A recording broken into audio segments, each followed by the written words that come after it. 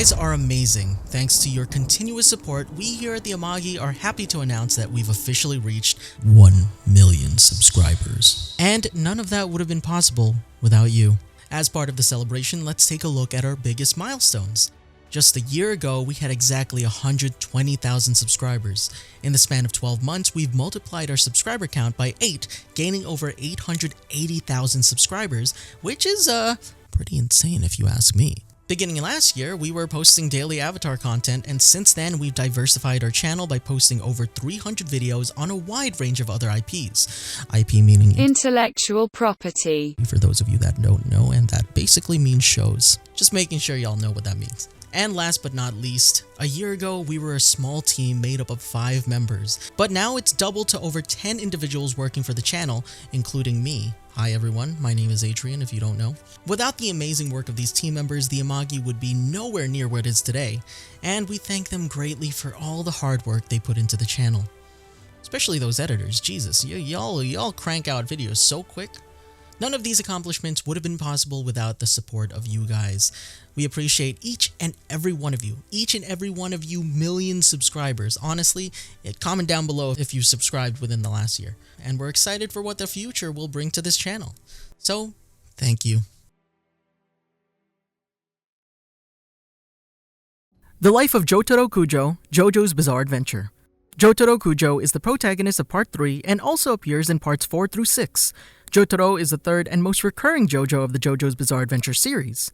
Jotaro is a delinquent who lives an ordinary life until the Joestar family's old enemy, Dio, returns. Jotaro travels to Egypt in order to save his mother and stop the vampire once and for all. Wielding the incredibly powerful Star Platinum, Jotaro is the first JoJo introduced with a stand and is among the most well-known characters of the series. Welcome to the Amagi. In today's video, we're going over the life of Jotaro Kujo. Before we begin, we publish a new video every day, so be sure to subscribe to our channel and ring the bell to get notified about our latest videos. Background. Much of Jotaro's youth was that of a normal Japanese child. He participated in many activities, including playing ball as a toddler, running track as a young boy, and attending school. Throughout his childhood, he was supported and supervised by his mother, Holly, while his father was constantly on tour. The details of Jotaro's eventual shift into delinquency by the age of 17 are unknown. Possessed by an evil spirit.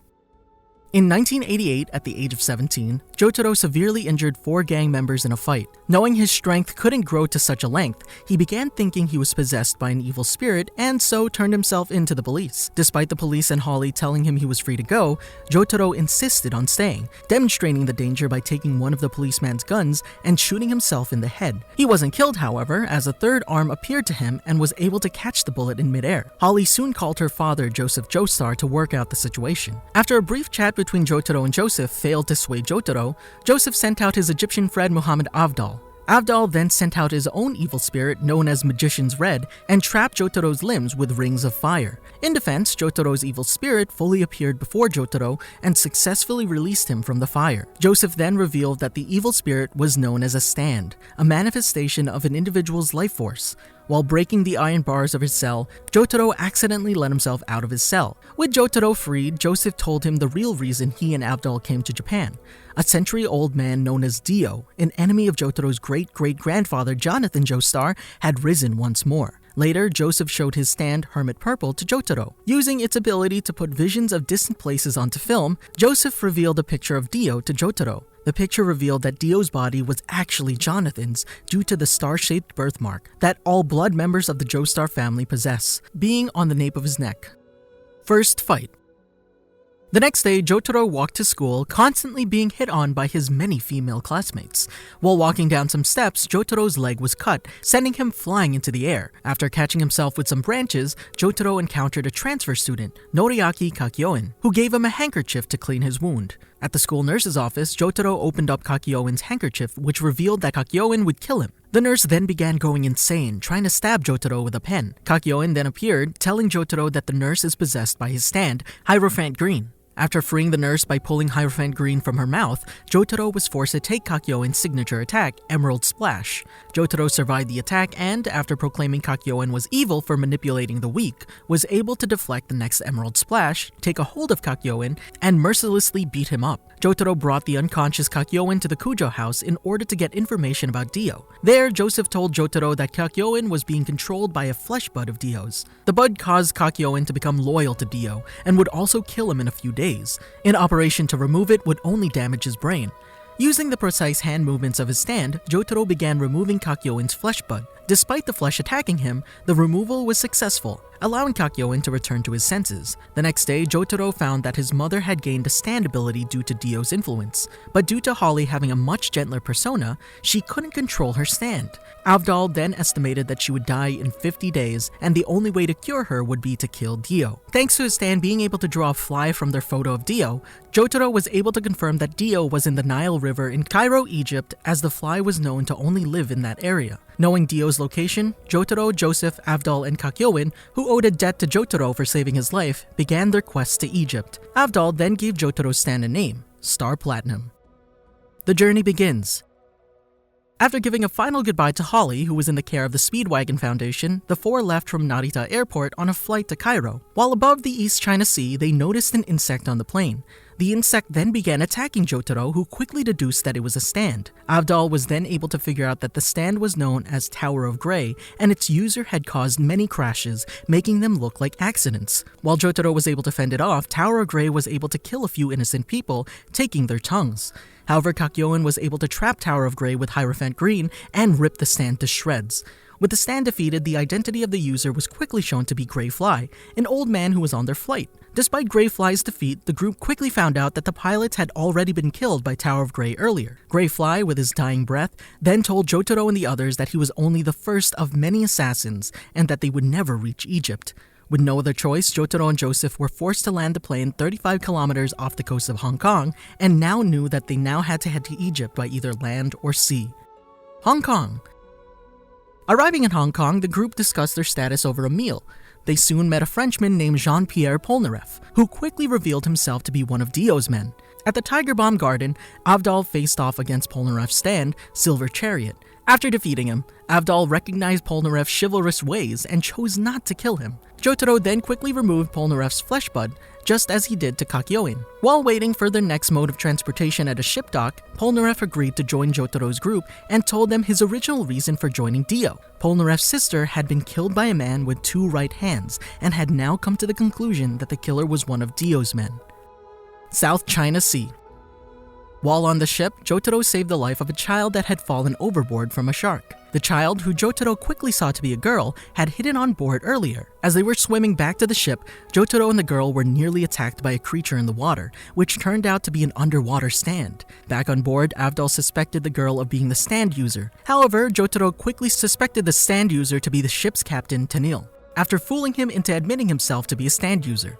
Tanil, who admitted himself to being only an imposter of the real Captain Tanil, then used his stand, Dark Blue Moon, to kidnap the runaway girl. Jotaro was able to quickly punch out Tanil and rescue the runaway girl while Tanil fled into the water. As Jotaro was pulling the runaway girl back up, he was pulled down to the ocean by Tanil. Underwater, Tanil covered Star Platinum in barnacles, sucking away Jotaro's strength. Dark Blue Moon then caused a whirlpool to appear, which sucked Jotaro in. Jotaro was able to concentrate all his strength into Star Platinum's fingers, which then sliced part of Dark Blue Moon's head off, killing Tanil. Soon afterwards, the ship began exploding, Tanil having planted bombs on the ship earlier. After some time on a lifeboat, Jotaro and the others came across another ship. As everyone looked throughout the ship, they found the ship to be empty with the exception of an orangutan.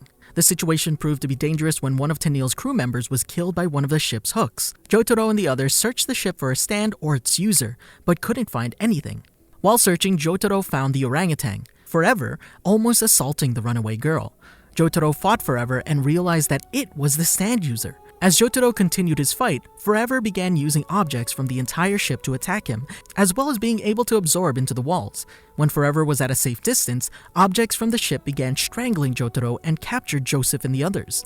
It quickly became apparent that the entire ship was Forever's strength. Jotaro was able to escape the objects by annoying Forever. Using one of his school pins and Star Platinum's precise finger movements, Jotaro was able to subdue Forever. Forever then surrendered, showing Jotaro his belly, but Jotaro didn't forgive him and pursued to beat him senselessly. With Forever defeated, or possibly dead, strength began to slowly disintegrate. Jotaro and the others returned to their lifeboat and were successfully able to make it to Singapore. With their bodies tired from the recent experience, the group decided to stay a day in Singapore. While traveling around Singapore with Kakyoin and the runaway girl, Jotaro saw Kakyoin nearly kill a petty thief. With Kakyoin's personality quite different, Jotaro immediately became suspicious. After almost being pushed down a large building by Kakyoin, Jotaro punched him, revealing Kakyoin to be an imposter. The fake Kakyoin then revealed himself to be Rubber Soul, a stand user who could use his goo-like stand, Yellow Temperance, to form into any shape or being. Jotaro began to fight him only for Yellow Temperance to throw him out of the cable car they were in. While Jotaro was able to save himself, he noticed a piece of Yellow Temperance had attached itself to him, slowly trying to eat his flesh. After seeing that fire and ice wouldn't work to stop it, Jotaro fought Rubber Soul again. Rubber Soul tried to completely cover Jotaro in Yellow Temperance, but with both now entangled, Jotaro was able to throw himself and Rubber Soul into the water. Since Rubber Soul had to uncover Yellow Temperance from his face in order to breathe, Jotaro used this opportunity to hit Rubber Soul. Rubber Soul then begged for his life and told Jotaro about the killer of Polnareff's sister, J. Guile, whose ability involved mirrors. Rubber Soul then tried one final assault on Jotaro by using Yellow Temperance to pull Jotaro into a water pipe. Using Star Platinum's fist to plug up the water pipe, the water pressure caused Rubber Soul to fly into the water. Rubber Soul tried to give Jotaro another plea of forgiveness, but Jotaro gave him another barrage of attacks. Jotaro later joined back with the group, including the real Kakyoin, in order to get on a train to their next destination, India. Unbeknownst to Jotaro, the runaway girl who had developed a crush on Jotaro was following them closely. India. Arriving in Calcutta, Jotaro and the others quickly met the local people until eventually going to a cafe. There, Polnareff encountered a stand that used mirrors, meaning that the user who killed his sister was in Calcutta. Deciding to take the battle into his own hands, Polnareff left to fight J. Guile by himself. Avdol and Kakyoin later joined Polnareff in his fight. Later, Jotaro and Joseph found Avdol wounded, having been nearly shot in the head by J. Guile's partner, Hull Horse, with his stand, Emperor, that takes the form of a gun. They managed to treat his wounds and, so that Avdol could make a full recovery, decided to fake his death. After taking Avdol to safety, Jotaro and Joseph managed to find Kakyoin and Polnareff, who had been able to successfully kill J. Guile. However, they were unable to stop Hull Horse from getting away. As they got closer to the border, the group once again encountered the runaway girl. After some arguing, Jotaro decided to take her to the border, where they'd buy tickets for her to go back to Hong Kong. While driving to the border, a car they encountered earlier forced them to nearly collide with an oncoming truck, Star Platinum being the only way of escaping safely. While at the rest stop, Joseph spotted the same car there. Suspecting the driver to be one of the customers inside, Jotaro, Joseph, and Polnareff began to beat up all the men with muscular arms due to the driver also having them. However, the brawl proved useless as the car began moving away, the driver's face still unknown. Due to the driver mixing up the road signs, the group entered a narrow mountainway and were pushed off a cliff by the driver's car. Thanks to the combined efforts of Hierophant Green and Star Platinum, the group was able to hook their car onto the enemy car and make it back up the cliff. With them back up, Jotaro used Star Platinum to punch the enemy car. The car soon appeared again, having actually been a stand called Wheel of Fortune. Wheel of Fortune then transformed and proceeded to attack Jotaro as well as Kakyoin and Polnareff. The group began running, but Wheel of Fortune kept following them through both narrow edges and on top of cliffs. Using the gas that had been left behind from the wounds he caused, Wheel of Fortune was then able to light Jotaro on fire. Thanks to quick thinking, Jotaro was able to avoid the burns and use the opportunity to get close to Wheel of Fortune. With the user now in his range, Jotaro used Star Platinum to beat him. With Wheel of Fortune defeated, the group soon saw that the user, Zizi, was just a skinny man, his arms being the only muscular part of his body. In order to make sure he wouldn't attack again, they chained him to a rock and took his passport. The obstacle now cleared, Jotaro and the others put the runaway girl on the next plane back to Hong Kong despite her protests. Pakistan. Having made it to Pakistan, Jotaro's group stopped for the night in a town covered in fog. Moments later, they found the corpse of a man who seemingly died of shock. The man's body was completely covered with holes, yet there wasn't any blood. They were then approached by an old woman, Enya, who offered a night's stay at her hotel. Later that night, Jotaro went looking for Polnareff, who had been gone for quite a while. Jotaro, who had been suspicious of Enya, proved his thoughts correct when she called him by his name. Jotaro then revealed to Enya that he had signed his name as Kyutaro Kujo in the guest book, thus solidifying his suspicions of her being a stand user. Enya began attacking Jotaro with her stand, Justice, which had actually been the fog that surrounded the town. Polnareff and Hall Horse, who each had been attacked earlier, appeared and told him that Justice could take possession of someone with any wound on their body. This also included corpses, explaining the mystery of the corpse from earlier that day. Jotaro was able to stop Justice by having Star Platinum completely inhale it, thus defeating Enya. With Justice now rendered useless, the entire town reverted to nothing more than a cemetery. The group decided to take Enya along with them because of her knowledge of Dio's stand ability and his location in Egypt. In the city of Karachi, another stand user, Steely Dan, appeared and told Enya that she had failed. Enya's flesh bud then killed her.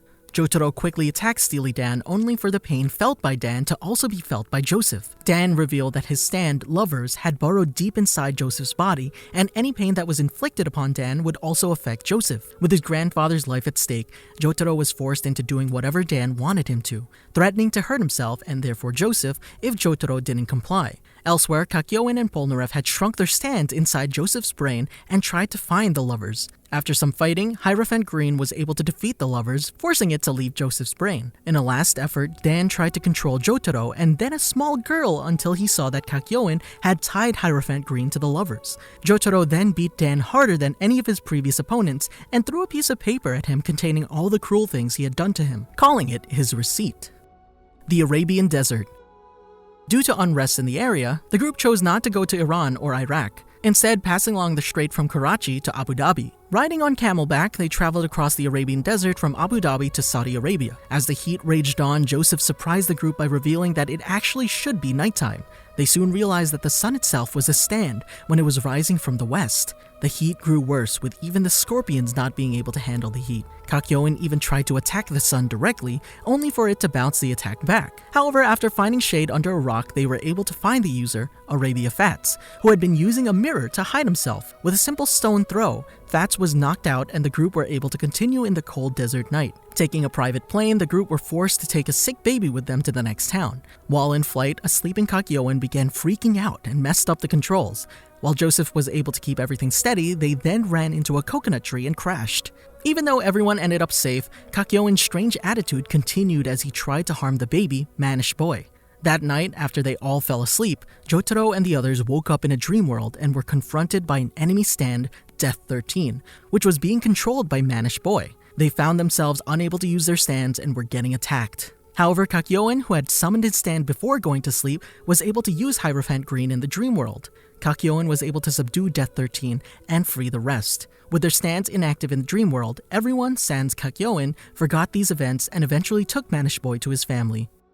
The Red Sea.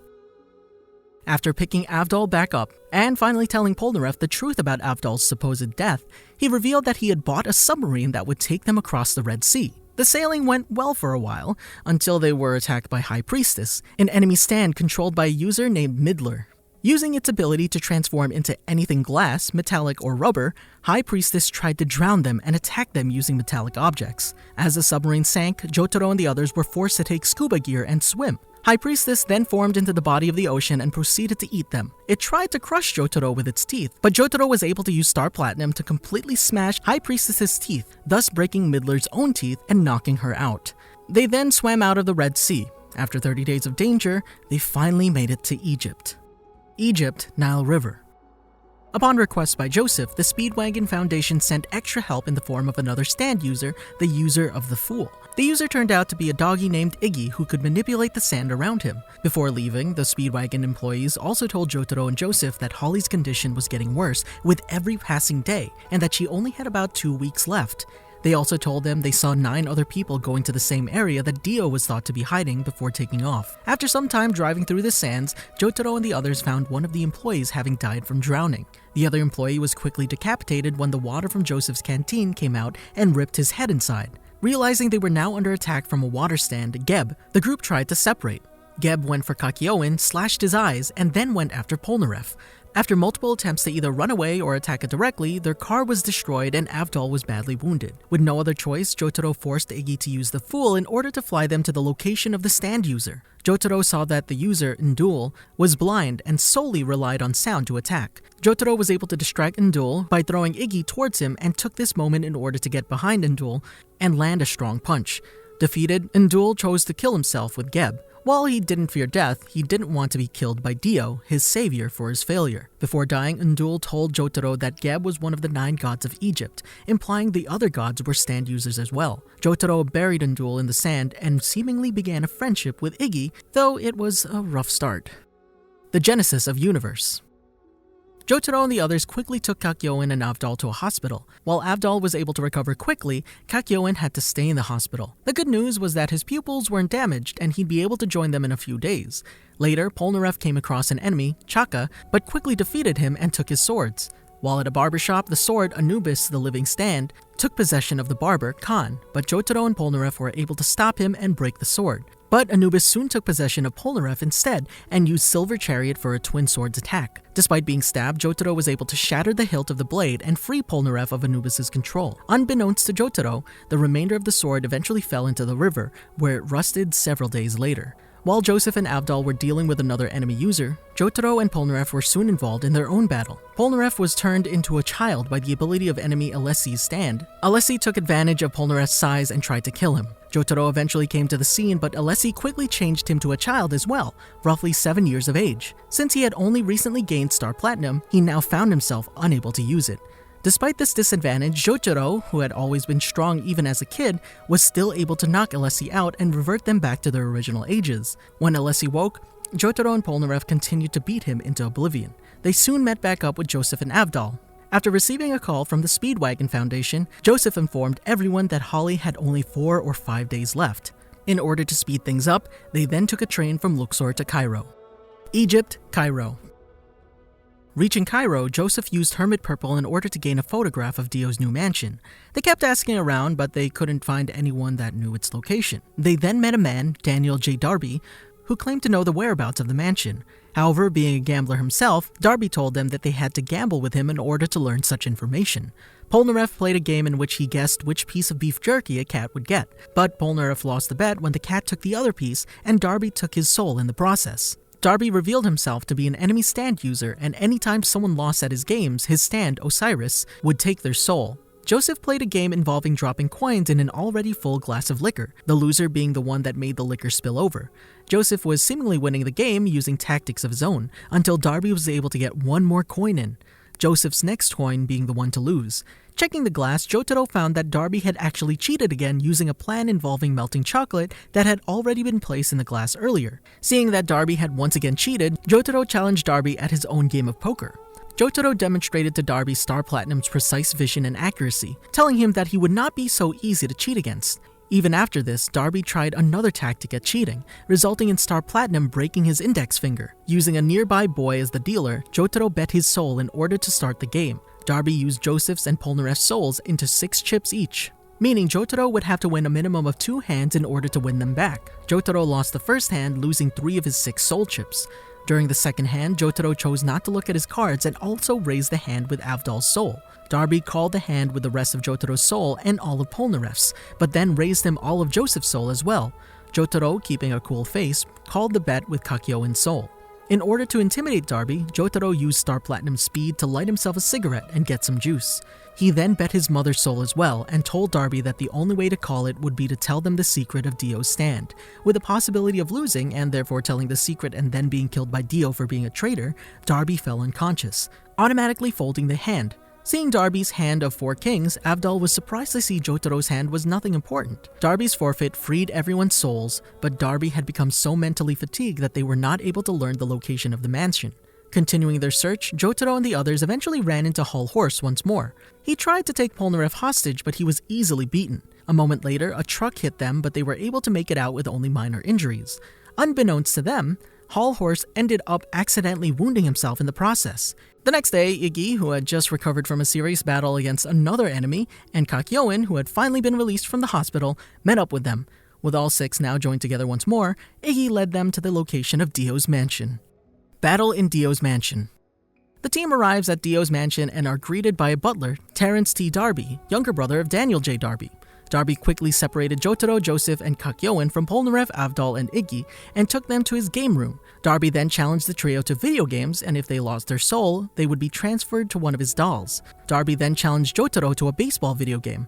With the game won, Jotaro, Joseph, and Kakyoin proceeded further into the mansion. They then headed towards the tower of the mansion, where they suspected Polnareff and Avdol to be. They were soon confronted by one of Dio's remaining lackeys, Nukesaku, whom Jotaro easily beat. In exchange for letting him live, they took Nukesaku with them in order to gain any last-minute information they needed. The trio soon met back up with Polnareff, who was in the middle of fighting Dio. Dio then took the chance to run higher up the mansion's tower. Polnareff then told them of Avdol and Iggy, both of whom had died fighting Dio's right-hand man. Holding back their sadness, the four went to the top of the tower and found Dio's casket. They then forced Nukesaku to open the casket. However, instead of Dio, they found Nukesaku himself in the casket dead. It was their first chance at seeing Dio stand the world. Sensing the danger, Jotaro and the others fled the castle. With nightfall, they knew Dio would begin to chase them. The final battle.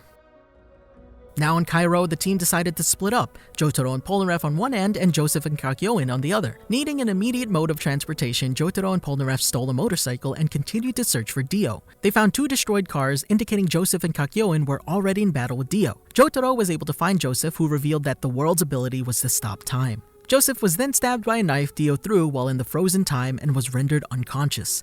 Angered by this, as well as Kakyoin's death that had occurred moments earlier, Jotaro began his fight with Dio. As the fight started, Jotaro saw that the world had similar strength and speed to Star Platinum. They began pummeling each other, seemingly to equal ends. But the world proved slightly stronger and injured Jotaro. Dio then froze time but was shocked to see that Jotaro, even by just a little bit, was able to move in the frozen time. However, Dio found a magnet on himself and Jotaro. Both magnets were on the same side, giving the illusion that Jotaro could actually move. Dio then moved in for the killing blow, but Jotaro was able to land a powerful punch in the frozen time, indicating the magnets to be a red herring.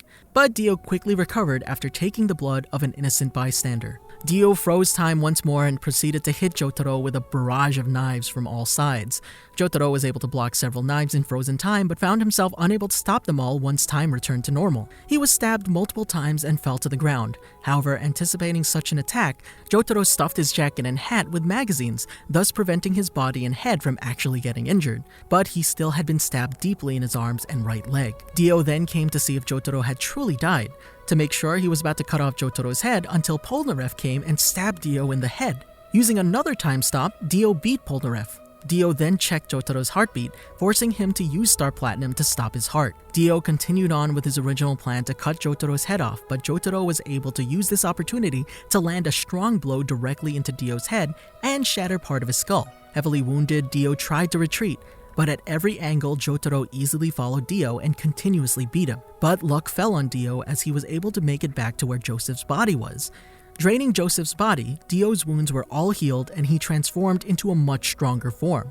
Joseph's soul then appeared to Jotaro and told him to stay calm despite what anger Dio may cause him. Dio then completely drained Joseph's body, causing Jotaro to charge directly at Dio. Dio froze time again and Jotaro was able to move in frozen time once more. But Dio, now supercharged, could move for an even longer time as well. Dio's strength had also increased and he began constantly beating Jotaro. Dio froze time again and threw a steamroller directly at Jotaro. Jotaro tried to push it back with Star Platinum, but was unable to continuously do it and was seemingly crushed. It had seemed that Dio was finally victorious in his century-long feud with the Joestars, but Dio soon found himself unable to move because Jotaro himself was able to stop time. Jotaro used his newly discovered advantage to heavily injure Dio's legs. Dio then sprayed the blood from his legs onto Jotaro's eyes in an attempt to obscure his sight, and began a strong kick with his good leg. However, Jotaro was able to see through Star Platinum's eyes and counterattack with his arm. The world then began to crumble from the attack, causing Dio's body to break down as well.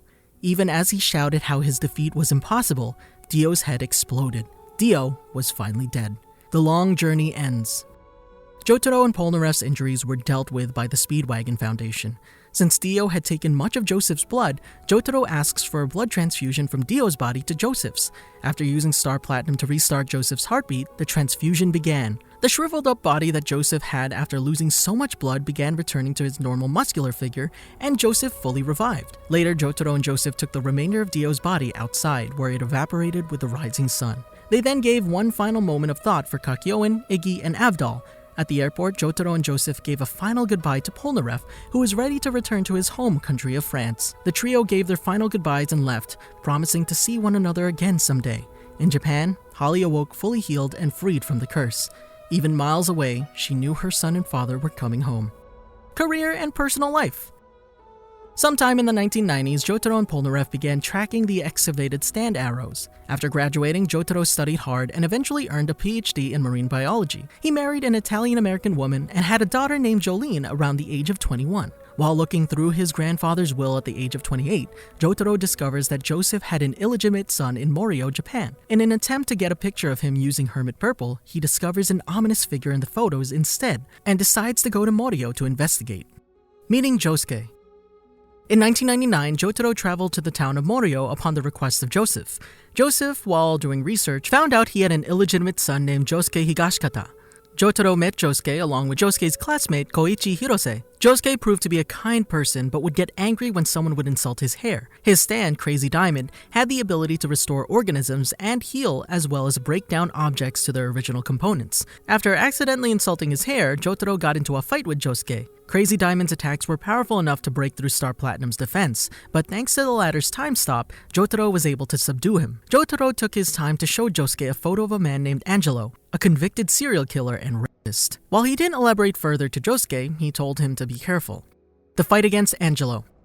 Later, Jotaro called Josuke to inform him that Angelo's stand, Aqua Necklace, could disguise itself as any type of liquid. Without much of a fight, Josuke was able to capture it. However, after taking his eyes off of it, Aqua Necklace was able to escape and kill his grandfather, Ryohei Higashikata. Following the funeral, Jotaro and Josuke waited 3 days for Angelo to attack, drinking only bottled water in the duration. Angelo took advantage of the climate when, during a rainy day, he slipped into the house and turned on all the pipes and anything that let out water and steam. Angelo surrounded Jotaro and Josuke throughout the house until he finally had Aqua Necklace go inside Josuke's mouth. While it seemed like Angelo had won, in actuality, Josuke had earlier placed a plastic glove inside his mouth and used it to catch Angelo.